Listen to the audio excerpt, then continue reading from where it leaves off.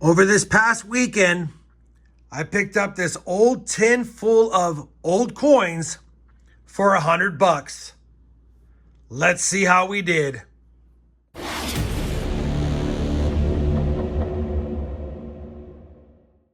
Hey everyone, it's Rob Finds Treasure and welcome back to the channel. My silver dealer called me up this weekend and said that somebody turned in an old tin full of just copper and nickel stuff, some older foreign stuff, including some junk silver, basically 10% silver, and wanted to know if I was interested in buying it. And I asked him how much. He sent me some pictures and he said $100. I said, you know what? I'll be right there. So for $100, I picked this up.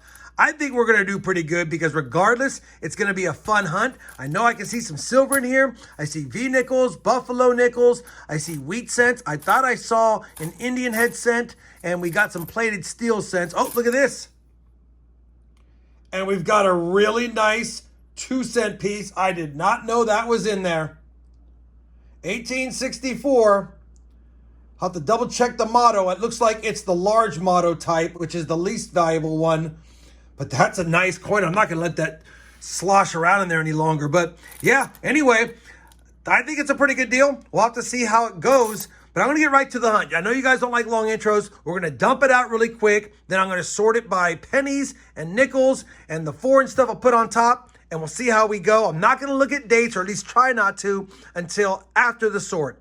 I'll be back with the dump out, and we'll see what it looks like on the mats. All right, let's see how this goes. Don't want them flying all over the place.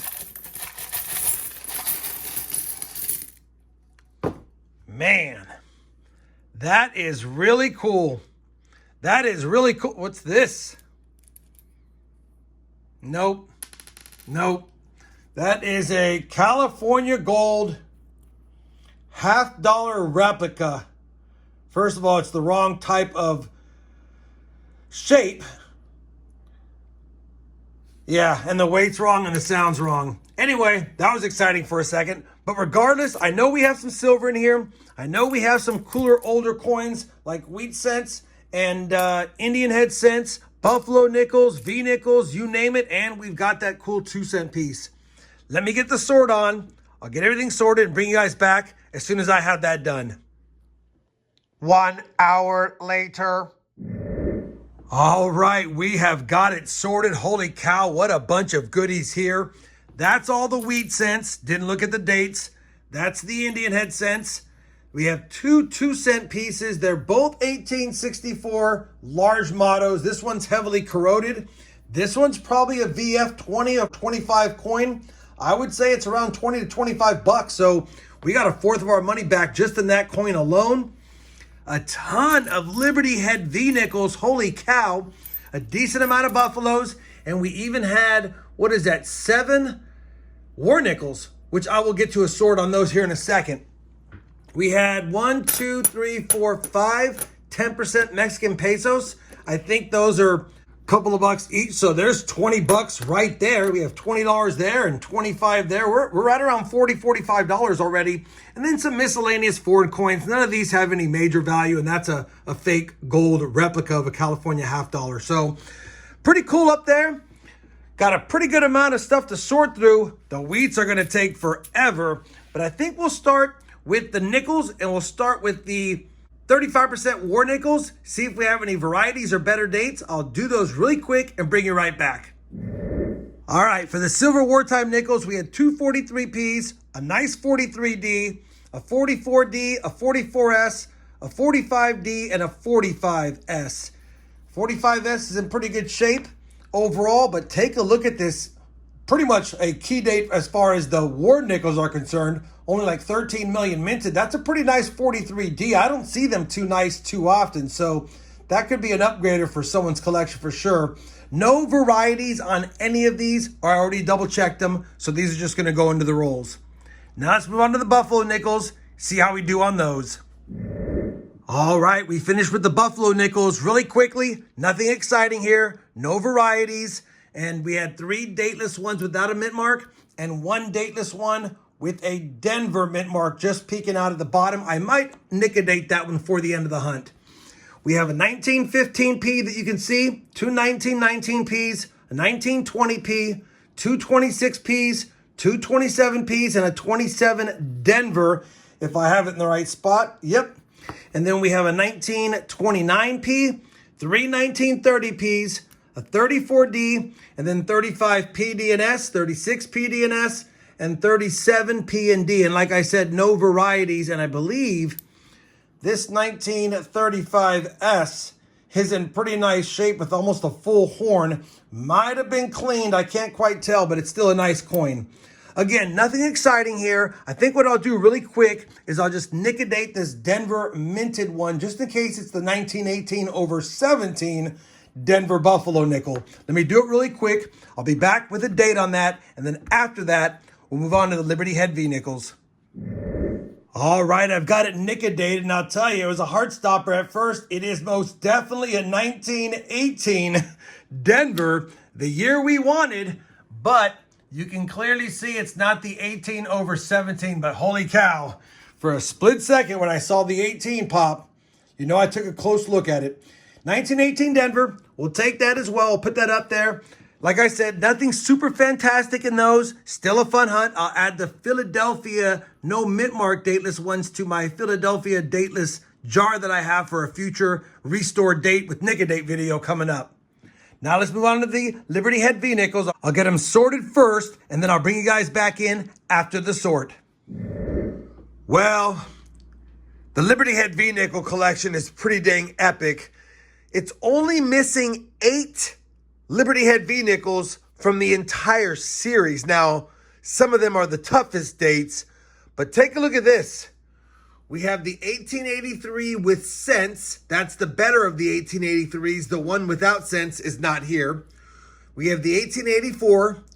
No 85 or 86, but we have the 87. No 88, but we have the 89. No 90 or 91, but we have the 92, 93. And then no 94, but we have all of the other ones from 95 through 1912, including a 1912 Denver, just no 1912S. So we're missing the 12S. That's 1, 2, 3, 4, 5, 6, 7. And then the other 1883 is 8. Now, I didn't put the best coins on top, so I want to do that really quick so I can give you guys a better look at this collection. I'm going to line them all up with the best coins from every year in mint. That way, A, I can check them against my collection, and B, make sure I didn't put something in the wrong spot. I'll be back when I've done that to show you what I've got. All right, I've gone through all the V-nickel dates. These are the best ones. Some are not that great, but figured I'd show them anyway. There's the 1883 with cents, the 1884, the 1887, the 1889, the 1892, 93, 95, 96, 97, 98, 99.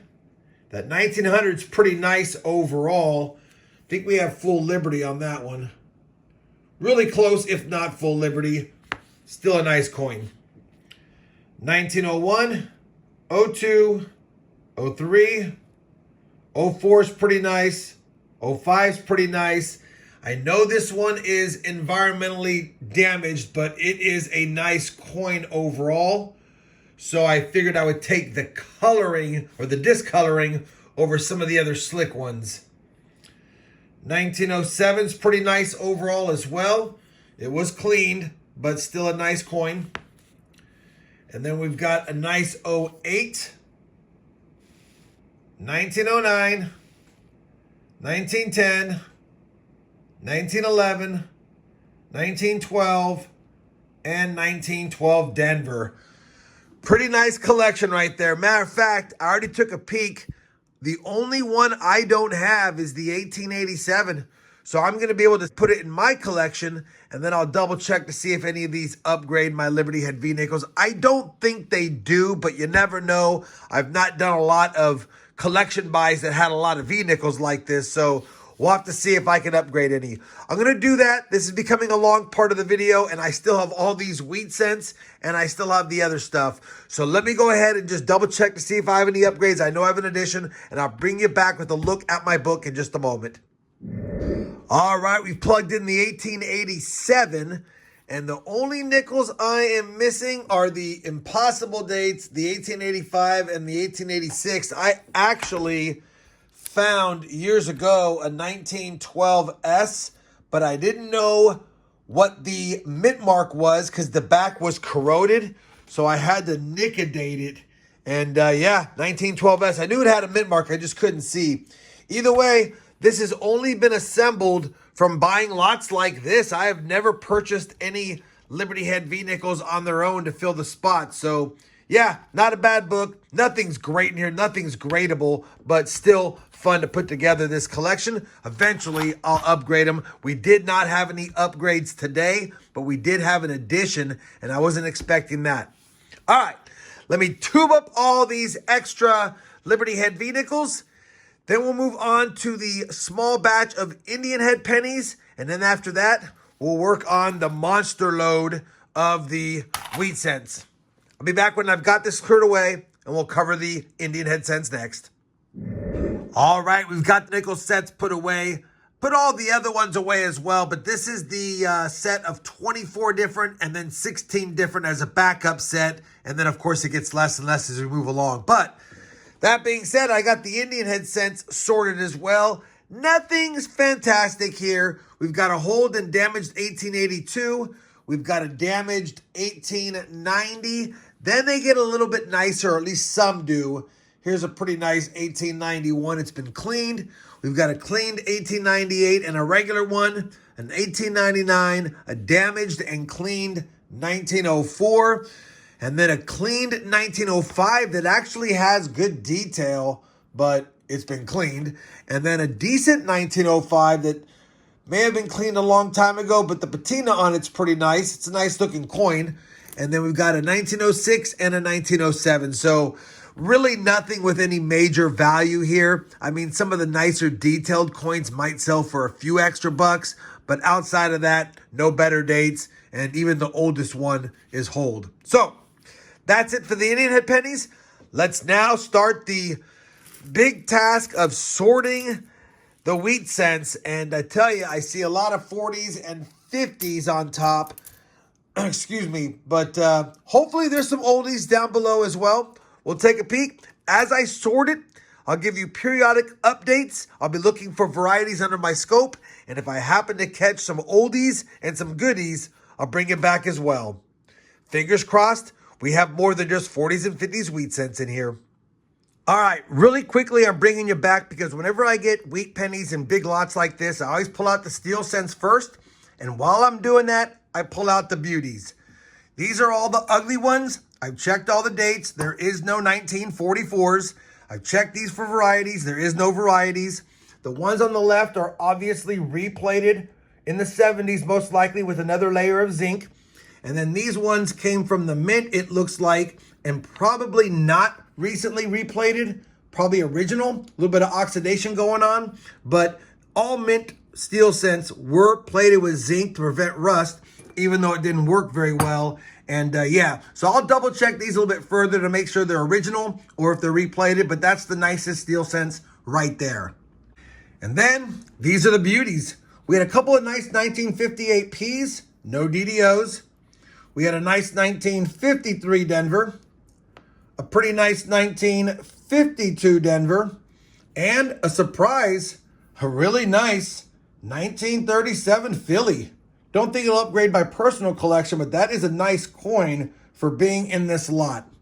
Now that we've done that, I'm going to go back to the sort. I had started to sort some more coins after this, and I thought, you know what? Let me show them what I do. So that's what I did. Now let's get back to the sort. Well, I'm back. It's only been a handful of coins later. We got a beat up 1910. We got a slightly better date 1911 Denver. And I just pulled this out. It's a semi-key date. 1931 Denver. Make sure that's a Denver. It is a Denver. 1931 Denver. That is a semi-key date with less than 5 million minted. And I was not expecting that. And it's in decent shape to boot. We will take that. I'm not putting it in the 30s bin. That's going to go in front of it. Now I'm super excited. All right, I am back. It's been a few handfuls later. We've added a few other nicer coins. I'll cover these in the wrap up, but we've definitely been adding some other dates and some early dates. But I bring in because just pulled this out. Take a look at this. 1915 San Francisco. That's another semi-key date. 4.8 million minted. Put it underneath the scope just to verify. And it is. So definitely might have a pretty good collection going on here. I'll put that on top of the 15s. We're stacking up some dates in a hurry and some earlier ones. All right, we're about 2/3 of the way done with the stack. A lot of dates to cover in the wrap up, but I bring in because we got another semi-key date sent here, a 1923 San Francisco, confirmed on the Pluggables Microscope. And a 23S, 8.7 million minted. And we'll definitely take that one. I'll add it to the nice 20s finds up there. Just a handful of coins later, another semi-key date. 1933 Denver, in decent shape. We'll put that with the 30s. And that only has a mintage of 6.2 million. Just about finishing up towards the bottom of the stack. Another semi-key date, 1910 San Francisco, 6 million minted. We'll take that one as well. Just about finished. Already checked the rest of the dates because I pulled another semi-key date, 1926 San Francisco, 4.5 million minted. This is going to be a great wrap-up here in a moment. All right, I have got them all sorted. I went ahead and took the liberty of resorting the 20s and the 30s because I feel like these came out of a collection album, and I think I'm right. And had I sorted the 40s and 50s, we probably would have almost all of the collection minus the key dates. We did not get any key dates, and we are missing some of the semi-key dates. But here's what we got. For 1909, we got the Philly and the Philly VDB. No S's, no SVDBs, nothing like that. 1910, we got a damaged Philly, and we got the San Francisco. 1911, P&D. 1912, P&D. 1913, P&D. 1914, in pretty nice shape. 1915, PD&S. 16 PD&S. 17 PD&S. 18 PD&S. And 19 PD&S. Some of the coins are not in great shape, but some are in respectable condition overall. And yeah, don't think we'll have any upgrades, but definitely some nice coins. For the 20s, we got all three of the 1920 year PD&S. The Denver's in tough shape. We got both of the 1921s. That's just the Philadelphia and San Francisco. None of the 1922s. Obviously, there's a 22 Denver and then a 22 no Denver mint mark. A few varieties of that. Didn't get any of those. We got both of the 1923s. That's the Philly and the San Francisco. For 1924, we're only missing the Denver, which is a semi-key date, but we got the P&S. And then 25 PD&S, 26 PD&S, 27 PD&S, 28 PD&S, and 29 PD&S. Can't get mad at that. For the 30s, we've got all of the 1930s. 1930 PD&S. We are missing the 31S, of course. That is a very tough date. But we do have the 30 P&D. We have both the 32s P&Ds, both the 33s P&Ds, and then we have the 34 P&D as well. And as you know, there is no 34S. After that, we're 100% again. 35, 36, 37, 38, and 39, all the PD&S's, including the beautiful 37P we nabbed earlier. For the 40s, these are the best ones. 4 nice 1943s, 2 nice 43Ds, and 2 nice 43S's. And this one might be replated, but man, it's hard to tell because it doesn't have that same replating look. We also nabbed in my hunt a pretty nice 1948S. Felt like that deserved to be outside of the bin. And then you saw the 50s, the 53 or the 52 Denver, 53 Denver, and 2 nice 58s. That is a nice take. Was not expecting as many of the semi-key dates as we got, and I wasn't expecting such a good variety. I thought it was mostly 40s and 50s, save for a few corroded older ones, but no, we did well. Again, don't think anything here will upgrade my personal collection, but let me go ahead and get these put away. Some of them will go into flips, obviously the semi-key dates, and then I'll bring you back with a recap of the total hunt and my thoughts on this $100 tin of old coins. All right, we've got everything sorted and situated, flipped up, and you name it. I put all of the common or more common teens, 20s, and 30s in these jars, probably because I'm not going to keep them sorted because I'm probably going to make more wheat cent sacks for the website down the road. The 40s and 50s I already put in my big bins, and like I said, I flipped up the best coins of the wheat cents. I took a closer look. This 43P and this 43D are original in my opinion, but this 43S looks like it's been plated or replated. So it's still these are still the nicest ones of the steel cents. That's why they're flipped up. Man, for $100, we scored big time. I mean, I would say that this is probably $250 worth of coins, at least in my opinion. Could be a little bit more. And yeah, wasn't expecting this right off the bat. That's $20 to $25. We got lots of Indian head cents. I was able to add a V nickel. We got a good assortment of Buffalo nickels. We got some war nickels, some Mexican silver. Incredible. Semi-key date wheat cents. What a great score. I'm sure you guys will let me know down below in the comments how you thought I did, but I'm pretty certain I did pretty well. Either way, I had a lot of fun going through this. I have to edit the video now. I'm sure it's pretty long. You guys like longer videos, so hopefully I wasn't too chatty. But when I get excited, I get chatty. If you did enjoy this search with me, you know I certainly would appreciate that thumbs up. And as always, everyone, happy hunting, and thanks for watching. Oh, you're still here? Well, I appreciate you watching today's video. If you enjoyed it, I decided to pick out a few more that I think you might enjoy, like that one right there or this one down here. Anyways, thanks for watching, happy hunting, and we'll see you in the next video.